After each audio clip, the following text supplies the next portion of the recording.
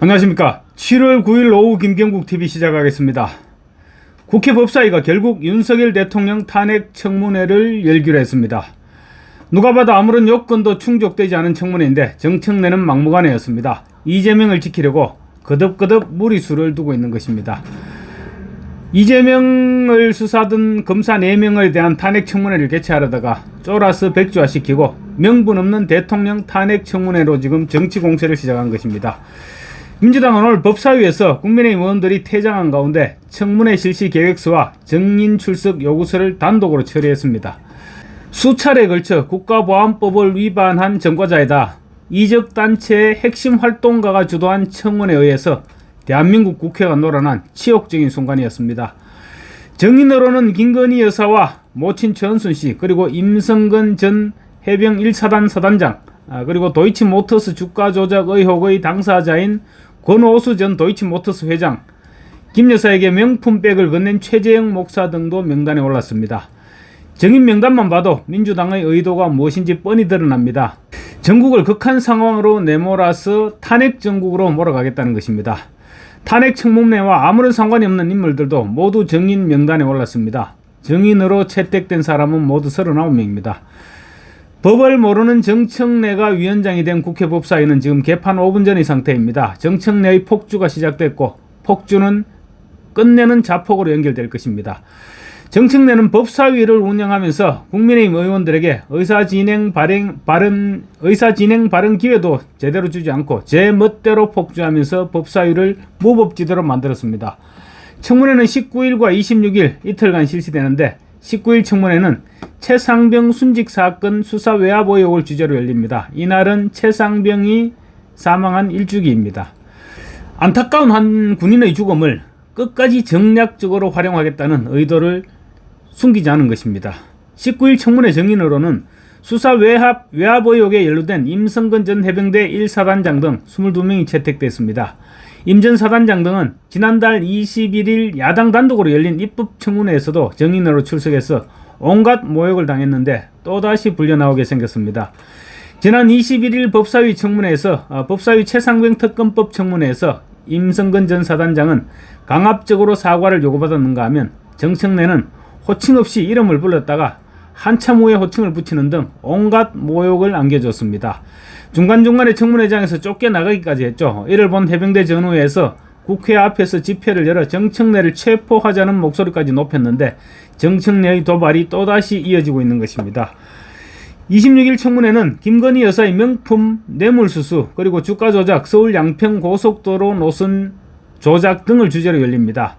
증인으로는 김 여사와 모친 최은순 씨 등이 채택됐습니다. 김 여사와 모친은 증인 출석을 거부할 것이고 민주당도 예상하고 있는 부분이겠죠. 어떻게 하든 이슈화를 시켜 망신을 주겠다는 의도입니다. 그리고 또 도이치모터스 주가 조작 의혹의 핵심 당사자인 권오수 전 도이치모터스 회장과 김 여사에게 명품백을 건넨 최재형 목사 등도 이날 증인으로 출석합니다. 종북주의자로 보이는 최재형 목사를 국회로 불러서 마음껏 할 말을 할 수 있는 자리를 만들어주겠다는 것입니다. 팩트와 허위를 적당하게 혼합해서 국회에서 일방적으로 얘기를 하면 언론은 대서특필할 것이고, 그렇게 해서 윤석열 대통령과 김건희 여사는 정말로 이상한 사람으로 몰아가겠다. 의도가 너무나 뻔히 눈에 보이는 책략입니다. 명품 뇌물수수와 주가조작 등은 모두 현재 수사 중인 사건으로 청문회 대상이 될 수가 없습니다. 그런데 모두 청문회 증인으로 불러서 윤석열 대통령 부부를 흠집내겠다고 합니다. 정청래는 대통령 탄핵이라는 매우 중요한 안건이기 때문에 국회법 65조 1항에 따라 청문회를 실시할 수 있다. 증인은 불출석 시 국회법에 따라 처벌될 수 있다. 이렇게 경고를 했습니다. 그렇지만 탄핵 청문회는 원천적으로 국회법에 위배된다는 주장도 적지 않습니다. 그래서 증인 출석을 둘러싼 논란이 불가피해 보입니다. 불법적으로 채택된 증인들이 과연 출석을 해야 되느냐, 이런 문제로 연결될 수 있기 때문입니다. 국회법 123조에는 수사와 재판에 간섭하는 내용은 청원으로 접수하지 않도록 되어 있습니다. 접수하지 않을 수 있다가 아니고 접수하지 않아야 된다, 이렇게 명시하고 있는 것입니다. 청원을 주도한 권호혁이 밝힌 청원 사유는 모두 청원 접수 과정에서 부적격 판단을 받아야 할 내용들입니다. 청원 사유로 제시한 사항 5건 가운데 해병대 박정훈 수사단장에 대한 외압 행사로 군사법원을 위반했다는 내용과 명품 뇌물수수, 주가 조작, 서울 양평 고속도로 노선 조작 등 윤석열 대통령과 김건희 여사 일가의 부정비리, 그리고 일본 강제징용에 면죄부를 주는 친일 해법을 강행해서 대법원 판결을 부정했다는 이런 세 건의 주장은 수사 중이나 재판 중인 사안들입니다. 강제징용과 관련한 해법 강행 문제도 역시 지금 현재 민사소송 중입니다. 나머지 전쟁 위기를 조장해서 평화통일 의무를 위반했다는 주장은 북한의 주장과 맥이 닿아 있습니다. 후쿠시마 핵폐수의 해양 투기를 방조해서 국가와 국민의 생명과 안전권을 침해했다는 주장은 말 그대로 허위 사실일 뿐입니다. 후쿠시마 오염수 방류로 국민의 생명과 안전권이 손톱만큼이라도 침해됐다면 벌써 난리가 나도 수백 번은 났을 것입니다. 그런데 정청래는 막무가내로 회의를 진행시켰습니다. 법을 모르고 무식하니 그냥 밀어붙이는 것입니다. 민주당 소속 법사위원들 가운데 고검장 출신을 비롯해서 법 전문가들이 수두룩합니다. 그렇지만 어느 누구도 정청래에 대해서 제동을 걸지 않았습니다. 제동은커녕 정청래의 무식에 가세하기까지 했습니다. 참다 못한 국민의힘 곽규택 의원이 전쟁 위기를 조장해서 평화통일 의무를 위반했다는 주장에 대해서 북한의 논리가 아니냐 이렇게 따졌습니다. 청원을 주도한 권오혁 촛불시민연대 대표는 국가보안법을 위반한 전과육범에다가 이적단체의 핵심 활동가이기도 합니다. 마치 약속이라도 한 듯이 어제 오전 북한 조선노동당 김여정 부부장이 담화를 통해서 윤석열 탄핵 소추 발의를 요구하는 청원자가 100만 명을 돌파했다는 사실에 주목해야 한다 이렇게 주장했습니다. 그렇게 주장한 직후인 어제 오후 민주당이 검사 탄핵 청문회 대신 대통령 탄핵 청문회를 법사위 안건으로 상정했습니다. 청원 내용에는 전쟁 위기를 조장하고 평화통일 의무를 위반했다는 내용이 포함되어 있는데 어제 발표된 김여정의 담화에도 안보 불안을 조성하고 전쟁 분위기를 고취시킨다면서 탄핵 청원 내용과 상당 부분 일치하는 워딩이 등장합니다. 대통령의 탄핵 청문회를 개최하는 마당에 북한의 주장과 일치하는 논리가 담긴 탄핵 사유가 올라있다면 이를 어떻게 받아들여야 됩니까? 민주당은 지금 눈에 보이는 것이 없는 것입니다. 오직 윤석열 대통령의 탄핵 구실을 만들어서 이재명을 사법 리스크로부터 구출해내겠다는 일념뿐인 것입니다. 오죽했으면 곽규택 의원이 국보법을 수차례나 위반한 청원 주도자의 과거 전력에 따른 의문들이 우선적으로 해결되지 않고 탄핵 관련 청문회 실시 안건이 의결돼서는 안 된다.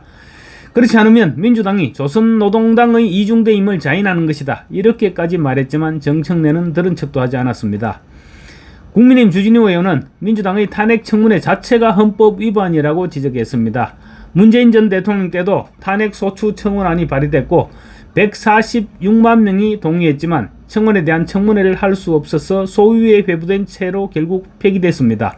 그랬던 것도 청문회 요건이 안 된다고 판단했기 때문이라고 주진우 의원이 강조했습니다. 그렇지만 정청래는 과거 법사위가 태만했기 때문이다 이렇게 일축했습니다. 도이치모터스 주가 조작 사건을 예로 들면 이 사건이 과연 대통령 탄핵 요건에 포함될 수 있습니까? 도이치모터스는 윤석열 대통령이 취임하기 훨씬 이전에 있었던 일입니다. 뿐만 아니라 윤석열 대통령이 김건희 여사와 결혼하기도 훨씬 이전에 있었던 일입니다. 그런데 탄핵 요건에 포함시켰던 것입니다. 코미디도 이런 코미디가 없습니다. 종북주의자인 청원 주도자 권호혁이야 그냥 내뱉은 것이니까 그렇다 쳐도 민주당은 모두 알고 있으면서도 그대로 수용할 뿐만 아니라 오히려 활용하고 있는 것입니다. 민주당의 폭주는 지금 그칠 것이 없어 보입니다. 민주당이 지금 하는 행동들은 하나같이 헌정 질서를 파괴하는 행동들입니다. 이대로 방치했다가는 대한민국의 운명이 어떻게 될지 알 수 없을 정도로 지금 민주당은 위험한 세력이 되어가고 있습니다. 최근에 하는 행동들을 보면 이재명을 살리겠다는 차원을 넘어서서 대한민국을 다른 방향으로 끌고 가겠다는 의도까지 엿보이고 있습니다. 그런데 이를 막아내야 할 우파 세력은 지금 지리멸렬한 상태입니다. 도끼자루가 썩어 들어간 줄도 모르고 당권 다툼에만 여념이 없으니 이 일을 어쩌면 좋겠습니까? 정말 한숨이 나오는 나날들입니다. 감사합니다.